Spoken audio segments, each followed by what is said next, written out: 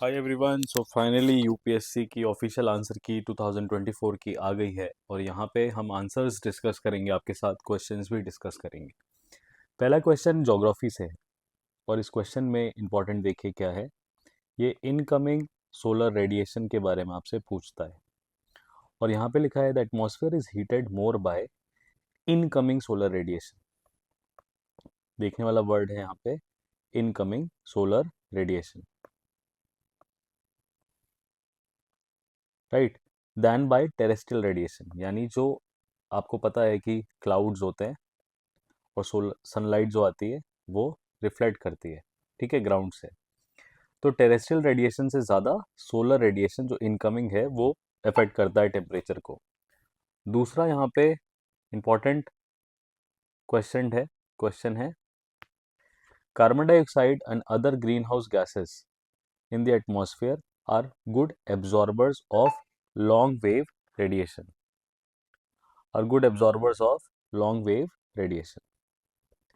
अब रेडिएशन भी दो तरीके के होते हैं, तो ये सीधा का सीधा एनसीईआरटी से क्वेश्चन है इनकमिंग सोलर रेडिएशन के बारे में और इसका करेक्ट आंसर डी है। स्टेटमेंट 1 जो है वो गलत है और स्टेटमेंट 2 जो है वो करेक्ट है। Second question, thickness of the troposphere at the equator is much greater as compare to the poles, right. Troposphere is thick at the equator, again ये एनसीईआरटी से ही डायरेक्ट क्वेश्चन आया है। At the equator, heat is transported to great heights by strong convectional currents. Obviously देखिए जो heat आती है ना, वो सनलाइट जो है वो ट्रॉपिकल एरियाज में ज़्यादा रहती है, तो ऑब्वियसली डिस्ट्रीब्यूशन ऑफ हीट भी ज़्यादा होगा।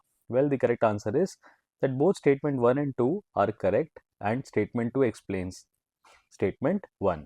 क्वेश्चन नंबर 3 की बात करते हैं। यहाँ पे पूछ रहा है products of volcanic eruptions। Volcanic eruption से क्या क्या निकलता है? Pyroclastic debris, ash and dust, nitrogen compounds, sulphur compounds. Now in this the correct answer is all four. सारे तरह के जो वेस्ट हैं वो निकलते हैं? नहीं, ऐसा नहीं है। Well, what do you think would be the answer for this? देखिए, नाइट्रोजन और सल्फर कंपाउंड्स तो निकलते ही हैं, एश एंड डस्ट निकलती है। अब या तो ओनली 3 होगा या ऑल 4 होगा। ये पायरोक्लास्टिक डेब्री के बारे में अपन को नहीं पता है। वेल, ऐसे केसेस में it's safe to choose all the answers and that is why D is actually the answer. Fourth question की बात करते हैं। Which of the following is are correct inferences from isothermal maps in the month of January? Well, अगर आप NCERT को ध्यान से देखेंगे, राइट, 11th और 12th की ज्योग्राफी की, तो वहां पे डायग्राम्स दिए रहते हैं साइड में, राइट। वो डायग्राम से क्वेश्चन पूछा है, कह रहा है isotherms deviate to the north over the ocean and to the south over the continent. Isotherms मतलब जहाँ पे टेम्परेचर्स जो हैं वो सेम है, उन लाइन को मैच करता है।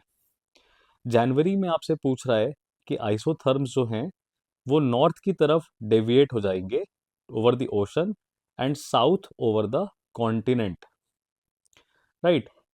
तो question number fourth, this statement is likely to be correct. Second, the presence of cold ocean currents like Gulf Stream and North Atlantic Drift make North Atlantic Ocean colder and isotherms bend towards the north. The second statement is incorrect and the answer is A. So isotherm से question आया और ये एक important concept है physical geography का जो कि आपके एनसीईआरटी में डिफाइंड है, राइट। यहाँ पे आपने देख लिया कि बहुत कॉन्सेप्ट बेस्ड क्वेश्चंस ज्योग्राफी से आ रहे हैं। So this is the learning that we will have. The learning is that जब भी आप ज्योग्राफी पढ़ें,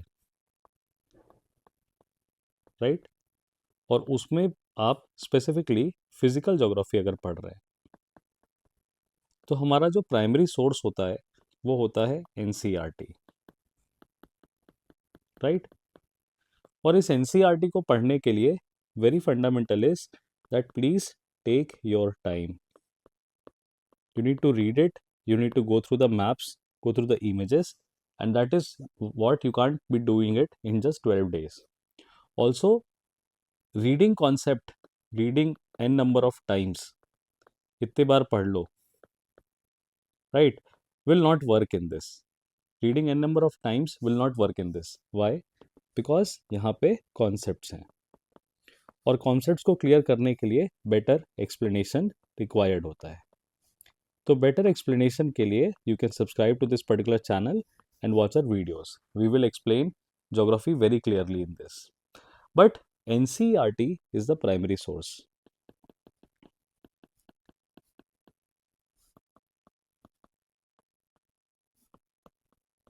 Do not avoid NCERT. The other book, GC Lyons, that people usually suggest, ये करने की उतनी ज़रूरत नहीं पड़ेगी अगर आप प्रीलिम्स पॉइंट ऑफ व्यू से प्रिपरेशन कर रहे हैं तो. क्वेश्चन नंबर 5 की बात करते हैं. Which of the following countries are well known as the 2 largest cocoa producers. Cocoa producers यानी कि एग्रीकल्चर से रिलेटेड क्वेश्चन यहाँ पे पूछे जा रहे हैं. अगेन कोकोआ प्रोड्यूसर्स, देखिए ये जो लार्जेस्ट प्रोड्यूसर्स हैं कोकोआ के, ये एनसीईआरटी में स्पेसिफिकली नहीं दिया हुआ है, right. And the answer is Côte d'Ivoire and Ghana. तो ये थोड़ा सा करंट अफेयर्स से इंस्पायर्ड हो गया. ठीक है, नेक्स्ट पे आते हैं 6th क्वेश्चन पे. 6th क्वेश्चन है यहाँ पे हिमालयन रिवर्स के बारे में. Joining the Ganga downstream of Prayagraj from west to east, sequence correct है, यानी रिवर के सीक्वेंस पूछता है आपसे. तो कभी भी हम रिवर के मैप्स को पढ़ें तो रिवर के सीक्वेंसेस पे ध्यान दें. ईस्ट टू वेस्ट ध्यान दें और नॉर्थ टू साउथ ध्यान दें. इससे क्या होगा, जब आप इस तरह के प्रिपरेशंस में ऐसी चीज़ों को अपने नोट्स में लिखेंगे तो ये क्वेश्चन सॉल्व हो जाएंगे. ट्रिब्यूटरीज ऑफ गंगा पूछ रहा है आपसे, and the correct answer is B. अगर हम वेस्ट टू ईस्ट की तरफ जा रहे हैं तो सबसे पहले गोमती, फिर घाघरा, गंडक, कोसी. कोसी तो सौरव ऑफ बिहार. 5th का आंसर, और 6th का answer B. 7th, again geography से. Rainfall is one of the reasons for weathering of rocks. ये statement likely to be true है. Yes, this is correct. Rain water contains carbon dioxide in solution. Rain water में carbon dioxide मिला होता है. Is it true? Carbon dioxide मिला होता है पानी में. कार्बन डाइऑक्साइड अगर पानी में मिला होता है तो वो कोल्ड ड्रिंक कहलाती है. Conceptual clarity. Well, 3rd is rainwater contains atmospheric oxygen. Now what is wrong in statement 3? Do you think any particular thing is wrong in statement 3? So this fact is, it is talking about rainwater, not drinking water. जल्दी जल्दी में हम ध्यान से नहीं पढ़ेंगे कि ये रेन वाटर की बात कर रहा है. जो बारिश होती है उसमें CO2 तो मिल सकता है, मिक्स हो सकता है, and that is why first statement की बात करें, rainfall is one of the reasons for weathering of rocks. Okay, now it is written both statement 2 and 3 are correct and both of them explain statement 1. Possibly क्या है, सारे statement true हैं यहाँ पे, इसलिए इसका आंसर ए होगा. अब नेक्स्ट क्वेश्चन पे आते हैं. ये हुआ आपका मैप वर्क से रिलेटेड. मैप वर्क में ये आपसे नॉर्थ सी पूछ रहा है. वेल, अगर आप देखेंगे नॉर्थ सी तो आपको पता चलेगा नॉर्थ सी, नॉर्वेजियन सी, नॉर्थ सी, नॉर्वेजियन सी, ये सी आसपास में देखने को मिलती है. और यहाँ पे ये क्वेश्चन क्यों आया, क्योंकि नेटो कंट्रीज जो हैं उनकी मेंबरशिप की बात होती है, नेटो कंट्रीज की. और क्वेश्चन नंबर 8 में आपसे पूछ रहा है फिनलैंड, जर्मनी, नॉर्वे, रशिया. देखिए, रशिया का कोई लेना देना इस जगह से नहीं है, नॉर्थ सी से रिलेटेड, राइट. एंड सेकंड है जर्मनी. ये मैप वर्क इंपॉर्टेंट हो गया. The answer is only 2. Okay, so it's Finland, Sweden and Norway, ये 3 कंट्री साथ में है. क्वेश्चन नंबर 9 की बात करते हैं. ये वाटरफॉल, रीजन और रिवर, अगेन ज्योग्राफी से क्वेश्चन आया. और इसमें आप एक चीज देखेंगे कि मैप वर्क इंपॉर्टेंट है. कोई भी वाटरफॉल आप पढ़ रहे हैं तो आपको उसका लोकेशन पढ़ना जरूरी है. And the correct answer for this particular question is only 1. और इसमें आप देखेंगे कि इंडियन वाटरफॉल्स पूछे हैं, राइट, इंडियन वाटरफॉल्स पूछे हैं, उनका रीजन पूछा है छोटा Nagpur, western Ghats, Malwa. So previous year question से हम एक और चीज सीखते हैं, दैट नोटिस इंपॉर्टेंट एरियाज। अब मालवा रीजन या मालवा प्लेटू, ये एक इंपॉर्टेंट जोग्राफिकल एरिया है जो यूपीएससी पूछ रहा है। छोटा नागपुर प्लेटू, इसके आसपास की चीज़ों को आप ज़रूर पढ़िए, ठीक है। फिर यहाँ पे आपको दिखाई देगा Ganga river systems. Ganga river systems तो हमने देखा ही देखा, यहाँ पे हमने एक और चीज़ भी देखी कि ट्रिब्यूटरीज के बारे में क्वेश्चन आएगा।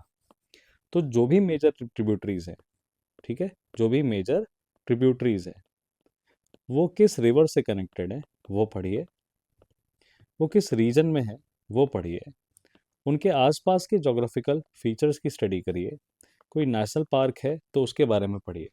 इस तरीके से इंटीग्रेटेड इंफॉर्मेशन आपसे पूछ रहा है यूपीएससी ज्योग्राफी में। नेक्स्ट है यहाँ पे इंटरनेशनल, देखिए आ गया। अगेन यहाँ पे आपको दिखाई देगा कि map work is very very important. Similar तरीके का टेबल बना है और यहाँ पे पूछ रहा है mountain ranges, right, type of mountains. तो 3 कॉलम आपको मैच करने हैं। तो सबसे पहला फिल्टर तो हमारा लोकेशन से ही लग जाएगा, right. Andes mountain south America में है, that is correct, right. Central Asia was just north America. Question number 10 का आंसर ओनली 2 है। वेल एक चीज और देखने को मिल रही है, that most of these type of questions, right, जैसे क्वेश्चन नंबर 9 की हम बात करें तो यहाँ पे ओनली 1 करेक्ट था। 10th की बात करें तो यहाँ पे ओनली 2 करेक्ट है। 8th की बात करें तो यहाँ पे भी ओनली 2 करेक्ट है। तो ओनली 2 करेक्ट वाले लाइकली टू बी ज़्यादा सही होते हैं। ये निंजा टेक्निक नहीं है, वेल ऐसा देखने को मिल रहा है अभी तक। अब क्वेश्चन नंबर 11 की बात करते हैं। देखिए ये करंट अफेयर्स से इंस्पायर्ड हो गया। करंट अफेयर्स में जो भी डेवलपमेंट साइड पे इंडिया कर रहा है, और यहाँ पे पूछ रहा है आपसे ग्रीन फील्ड प्रोजेक्ट्स के बारे में, कौन से नए एयरपोर्ट स्टार्ट किए हैं। तो पहली बात तो आपको ग्रीन फील्ड का मतलब पता होना चाहिए, और ये टर्मिनोलॉजी सिर्फ और सिर्फ न्यूज़पेपर रीडिंग से ही आएगी, ये कोई सिखा नहीं सकता। जितना ज़्यादा आप न्यूज़पेपर में एडिटोरियल्स को पढ़ेंगे उतना आपका फ़ायदा होगा। अगर आप एडिटोरियल्स को नहीं पढ़ पा रहे हैं तो आप लेक्स प्रेप चैनल को सब्सक्राइब कर सकते हैं। यहाँ पे हम एडिटोरियल के एक्सप्लेनर्स भी प्रोवाइड करते हैं, important editorial explainers. Well question number 11 पे अब हम आते हैं। क्वेश्चन नंबर 11 पे पूछ रहा है Donyi Polo airport, Kushinagar international airport, Vijayawada international airport. Well it's a very primary airport, right. ये विजयवाड़ा सिटी बहुत इंपॉर्टेंट है। कुशीनगर इंटरनेशनल एयरपोर्ट जो है ये न्यूज़ में था बुद्धिज़्म को प्रमोट करने के लिए, राइट, बुद्धिज़्म के लिए it is important, Kushinagar is important, right. और डोनियो पोलो एयरपोर्ट, वेल इसका आंसर क्वेश्चन नंबर 11 का answer is a, 1 and 2 is correct. ये दोनों एयरपोर्ट्स नए हैं।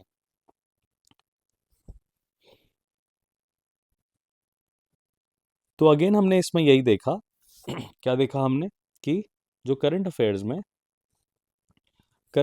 में जब भी आप न्यूज़पेपर रीडिंग करेंगे, न्यूज़पेपर रीडिंग, बहुत से बच्चों को ये नहीं समझ में आता है कि न्यूज़पेपर रीडिंग में क्या करना है। न्यूज़पेपर रीडिंग में आपको 2 चीज़ करनी है, एडिटोरियल्स। एडिटोरियल्स आपकी प्रीलिम्स में जो कॉन्सेप्ट इंपॉर्टेंट होता है वो क्लियर करेंगे। साथ में एडिटोरियल्स आपको मेंस में, जहाँ पे जीएस 3 और जीएस 1 में आंसर राइटिंग करनी होती है। जीएस 2 में ज़्यादा नहीं होता, लेकिन जीएस 1 जीएस 2 में जहाँ पे आंसर राइटिंग करनी होती है वहाँ पे ये एक मेजर रोल प्ले करता है। अब एडिटोरियल्स और न्यूज़पेपर करने में क्वेश्चन ये आता है कि कौन सा न्यूज़पेपर हमें करना चाहिए, द हिंदू करना चाहिए कि इंडियन एक्सप्रेस करना चाहिए। इस तरीके के क्वेश्चंस के आंसर्स बाइनरी नहीं हो सकते। वेल आपको बोथ पेपर्स करने चाहिए, बोथ न्यूज़पेपर्स आपको करने चाहिए, राइट।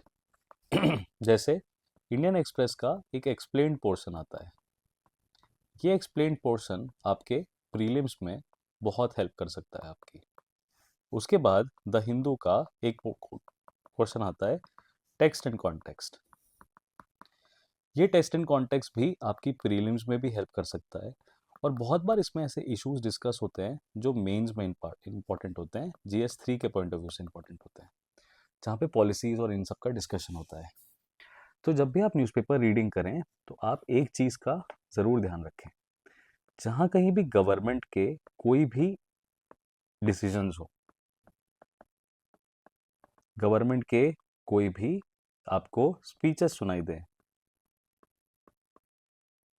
गवर्नमेंट से रिलेटेड कोई भी न्यूज़ हो, चाहे कोई भी क्रिटिसिज्म हो, राइट, जहाँ कहीं भी इनकी पॉलिसी रिलेटेड हो, इनके रिप्लाईज हों लोकसभा पे, उन सब न्यूज़ को आप थोड़ा पढ़िए और उनके इंडेक्स को प्रिपेयर करिए, क्योंकि वो टॉपिक्स आपको आपके प्रीलिम्स में देखने को मिलेंगे।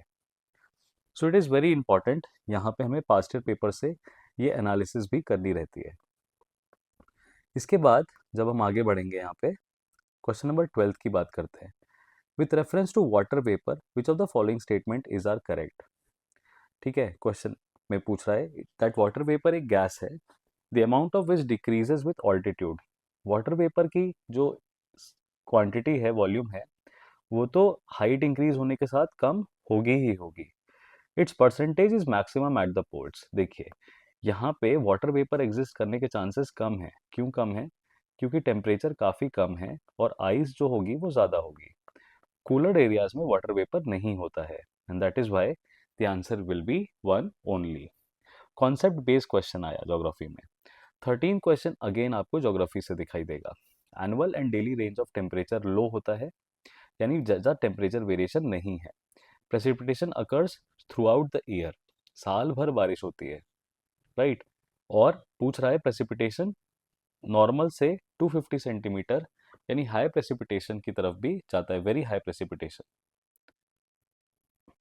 ठीक है, अब यहाँ पे हमें क्या चेक करना है कि ये कौन सा टाइप का क्लाइमेट चेंज है। Equatorial climate, China type climate, humid subtropical climate, marine west coast climate. जहाँ तक ये समझ में आता है, ये मेडिटेरेनियन क्लाइमेट का फीचर है। प्रेसिपिटेशन ईयर राउंड, वेल इसका आंसर जो है 13 क्वेश्चन का answer marine west coast climate है। तो क्लाइमेट भी एक इंपॉर्टेंट एरिया हो गया। Physical features of the world से क्वेश्चन आया है, physical features of the world, उससे एक क्वेश्चन है। नेक्स्ट पे आते हैं, with reference to the Coriolis force. देखिए, ज्योग्राफी से again rotation of the earth पे, और उसका क्या इंपैक्ट होता है। कह रहे कोरियोलिस फोर्स के में it increases with increase in wind velocity. Coriolis force increases with increase in wind velocity, yes it will naturally increase. एक तो ये फोर्स है जो कि रोटेशन ऑफ द अर्थ की वजह से है, लेकिन इसमें विंड ऐड हो जाएगा तो ये फोर्स इंक्रीज भी हो जाएगा अगर विंड वेलोसिटी इंक्रीज होती है तो। It is maximum at the poles and is absent at the equator. Well, maximum at the poles and absent at the equator. Equator में जो विंड्स हैं वो बहुत कूल काम तरीके से बहती हैं। Much of the transition happens जब चीज़ें पोल्स की तरफ सिंक होने लगती हैं। इसीलिए क्वेश्चन नंबर 14 का करेक्ट आंसर होगा both 1 and 2 are correct. Again geography में हमें एक इंपॉर्टेंट पॉइंट आ रहा है कि physical geography, right, that is physical geography,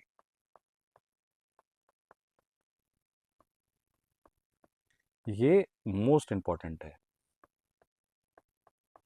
physical geography. उसके बाद दूसरा हमें समझ में आ रहा है कि हमें मैप वर्क करना पड़ेगा।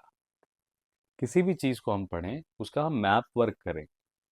Practical geography, practical aspect of this geography, ये चीज़ें दो इंपॉर्टेंट हैं। करंट अफेयर्स से इंस्पायर्ड बहुत नहीं है ज्योग्राफी, यानी कि ज्योग्राफी हमारे लिए एक तरीके से स्टैटिक हो गया, जिसको हम टाइम बाउंड मैनर में चेस कर सकते हैं। टाइम बाउंडेशन में इसको कंप्लीट किया जा सकता है। अब यहाँ पे टास्क की बात करें कि टास्क क्या होगा। टास्क ये होगा कि हम पूरी फिजिकल ज्योग्राफी को 60 डेज में कंप्लीट करें विथ नोट्स। अब 60 डेज ये कब हो सकते हैं? अगर हम लेट्स से दिसंबर में अपनी प्रिपरेशन को स्टार्ट कर रहे हैं तो दिसंबर टू जनवरी में हम इसकी पूरी तैयारी कर सकते हैं प्रीलिम्स के पॉइंट ऑफ व्यू से।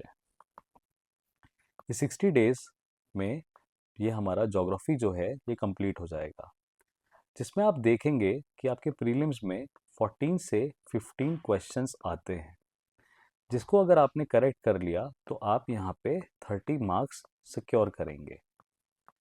अगर कट ऑफ के लिए हमें 100 प्लस जाना है तो हमारे पास क्वेश्चन डिवीजन कैसा रहता है? वेल, पॉलिटी से आपको आराम से 12 क्वेश्चन देखने को मिलेंगे, that is close to 24 marks. Geography से you are almost seeing that there are around 14 questions, 28 marks. Followed by this हम मॉडर्न हिस्ट्री से बात करें तो मॉडर्न हिस्ट्री से हमें आराम से 7 से 8 सवाल यानी 8 क्वेश्चंस मिल सकते हैं, क्लोज टू 16 मार्क्स। और अगर हम उसके बाद इन्वायरमेंट से बात करें, किससे? इन्वायरमेंट से बात करें और इकोनॉमी से बात करें, इन दोनों से मिला के हमें अराउंड 15 क्वेश्चंस यानी 30 मार्क्स मिल सकते हैं। अगर हमने इतने मार्क्स पक्के कर लिए करंट अफेयर्स को इग्नोर करते हुए, तो how much we can scale, that is the question. Well, here you will find that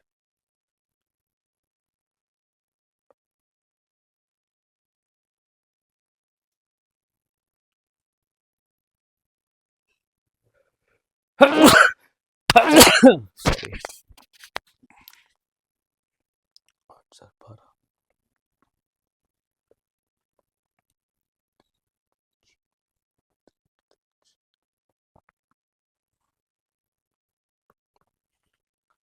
So close to 98 marks, close to 98 marks can be secured from these 4 areas, 98 marks. तो 100 marks का जो target है, अब उसके बाद आप current affairs करते हो तो आप गेस वर्क करोगे ही करोगे, और गेस वर्क करोगे आराम से 10 क्वेश्चन में, तो आपके जो एवरेज अटेम्प्ट निकल के आएंगे वो आप अगर जोड़ोगे तो आपको दिखाई दे जाएगा कि they will be close to somewhere around 80 attempts. तो 80 अटेम्प्ट्स में 98 मार्क्स स्टैटिक से निकालना पॉसिबल है। कितनी सिंपल सी बात है ये, right? Well, let's move to the next question. ये भी आपको दिखाई देगा, this question is again from geography. June 21st every year, which of the following latitudes experience a sunlight of more than 12 hours? तो जून 21 ये सॉल्स्टाइस होता है ना, समर सॉल्स्टाइस, जहाँ पे नॉर्थ पोल जो है वो टिल्टेड ज़्यादा होता है सन की तरफ। So naturally it will be Tropic of Cancer. Well, it can be the case Tropic of Cancer, and 2 and 4 that is tropic of Capricorn, Arctic Circle, sorry, tropic of Cancer and Arctic Circle, and this is simple concept कि आप south pole और equator को eliminate कर दोगे। Okay, equator और पोल साथ में नहीं आ रहा है। On which of the following regions world's largest tropical peat land यानी कोल से related, which holds about 3 years worth of global carbon emissions from fossil fuels and the possible destruction of which can exert detrimental effect on global climate, किस basin की ये बात कर रहा है? Well, Africa again news में centre point पे आपको दिखाई दिया। The answer is Congo basin. Okay, ये करंट अफेयर से इंस्पायर्ड क्वेश्चन आया है हमारे सामने। क्वेश्चन नंबर 17 की अब हम बात करते हैं। Question number 17 again you will find is from geography, right? And then after that you will find there are certain questions which are related to environment, okay, statics of environment, and after that there are a lot of questions जो अब यहाँ पे देखिए पूछ रहा है कि Brazil animal found in the natural habitat, Brazil, Indonesia, elk, Madagascar, बोनोबो। Now these questions are difficult questions, not everybody would be able to attempt these type of questions. All right, for the second part of this video, stay tuned and subscribe to the channel and come to our playlist. There is this channel playlist UPSC Unwinding. In this playlist, you will find all important videos related to UPSC.